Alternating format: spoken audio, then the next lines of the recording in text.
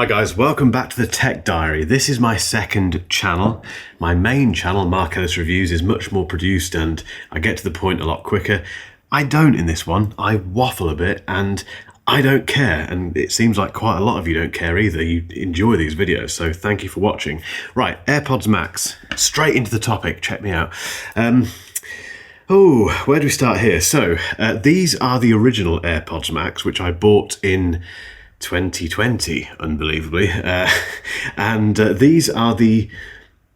What are they? They're the kind of updated AirPods Max, which... And let's get real. The AirPods Max haven't changed since 2020. The only thing that has changed, technically, is the fact we have USB-C. Let's take it out of this case. Ooh, I can throw it. I've not done this for years. There's one for the old timers there.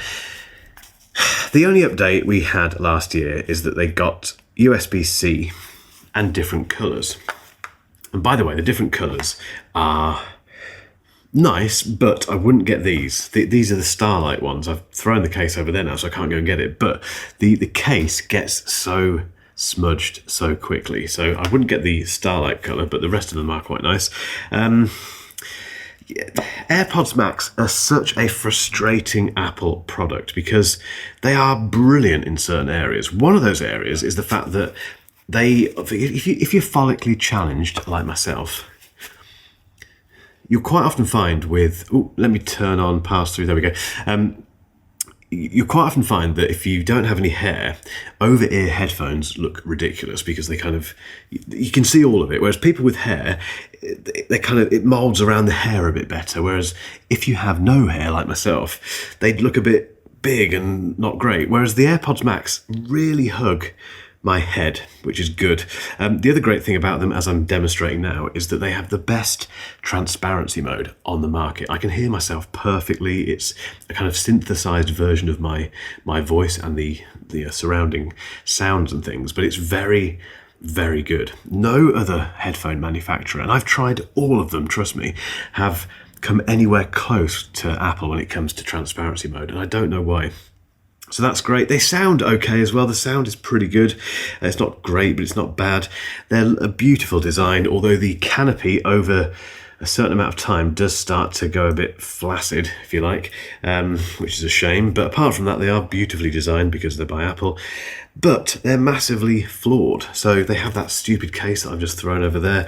They don't have a power button, which is less of an issue these days because the battery life is pretty good, but you can't turn them off, which is just a bit disconcerting if you want to leave them for a little while and hope that they can. Have I got a mark on there? They mark so easily. It's just a bit disconcerting, really. And they're very expensive compared to the competition. Most of the competition, which has the same features or better than the AirPods Max, are about 150, sometimes 200 quid or dollars cheaper. So very frustrating. What else don't I like about them? What else? The chip. They don't have the same chip as the AirPods 4 or the AirPods Pro 2. They don't have that H2 chip, which means they don't have a lot of the features that the earbuds have. Really annoying product. However, the reason I'm featuring them today in this video is because we've had some news, and by the time that you watch this video, that news will be a bit not newsworthy anymore because it happened on Monday this week, basically, and you're probably watching this towards the end of the week. But who cares? Today, as I film this, it's Monday the 24th of March, 12 minutes past 3 in the afternoon, and we have news about the AirPods Max. Now, I've not read this news yet. All I've read is the headline, which is, and this news is on Apple's own website, so it's a press release essentially. And the headline is Lossless Audio and Ultra-Low Latency. Let me start that again. Lossless Audio and Ultra-Low Latency Audio comes to AirPods Max. That's all I've read, thanks to Pete Matheson, who's a very, very good tech YouTuber as well. Check us out. Go and check out his channel if you haven't, but he mentioned this in our little WhatsApp group a moment ago, and I've just spotted it, read that headline and thought, right, let's start this camera, let's make a second channel video about it. So what I've done, rather than sitting here and reading verbatim the press release from Apple, I threw the press release into ChatGPT, because that's what we do these days, and said, summarize this in bullet points.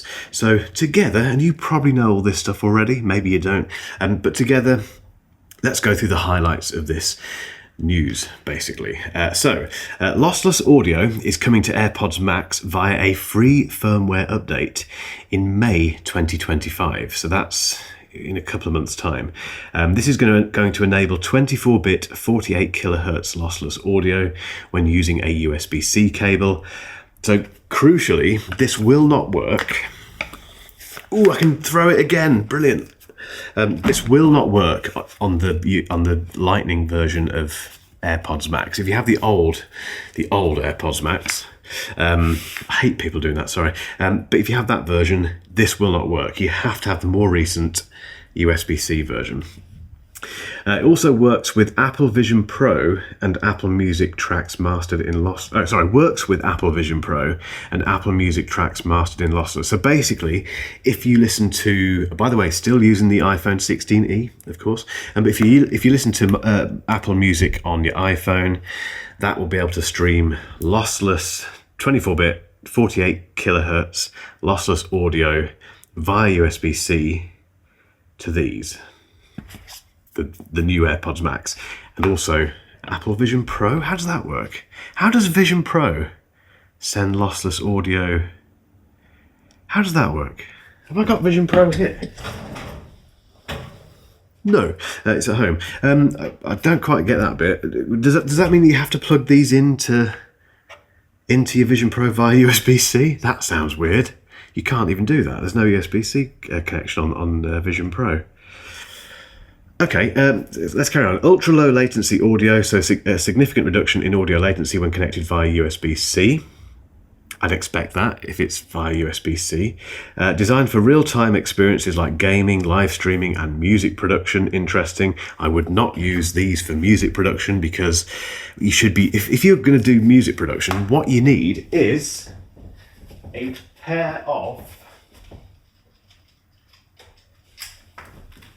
proper production headphones. So these are the Sony MDR M1. Shout out to Sony Professional for sending these over to test.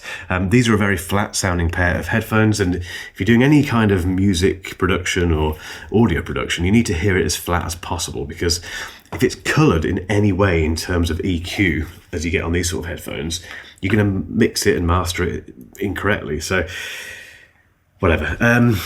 Latency compared to...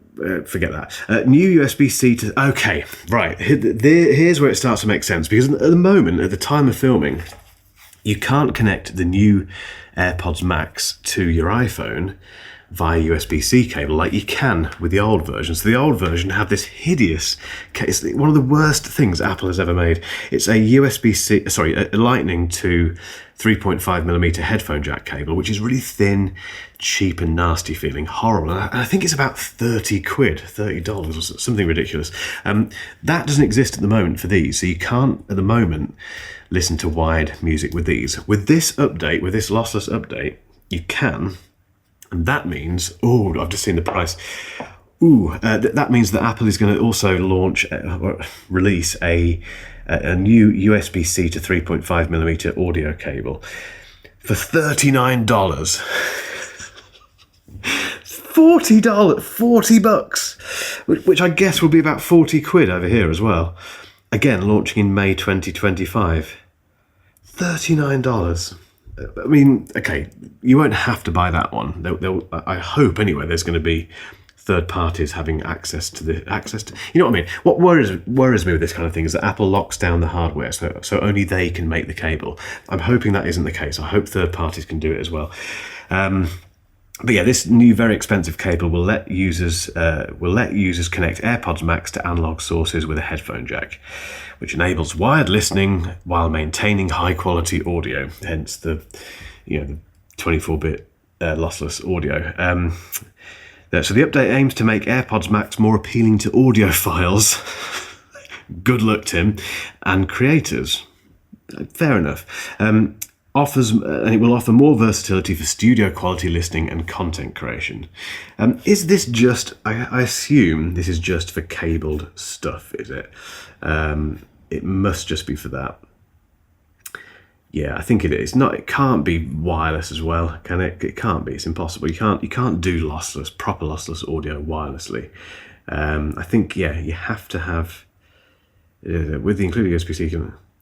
Yeah, okay, so it's definitely wired, fine, and they're kind of aiming it at people who want to use AirPods Max for music production, which makes sense because when they launched the iPad version of of Logic Pro, which is, if you don't know, it's a DAW, a digital audio workstation, music production software, etc. I use it, it's fantastic. But when they first launched that for the iPad, they had lots of imagery, obviously, of people using their iPad and having a pair of these on their head. I remember seeing that thinking, with no cable, obviously, and I remember thinking that's just the worst possible solution for making music in terms of headphones. One, they're not connected via a cable, which means there's going to be latency when you're playing things in.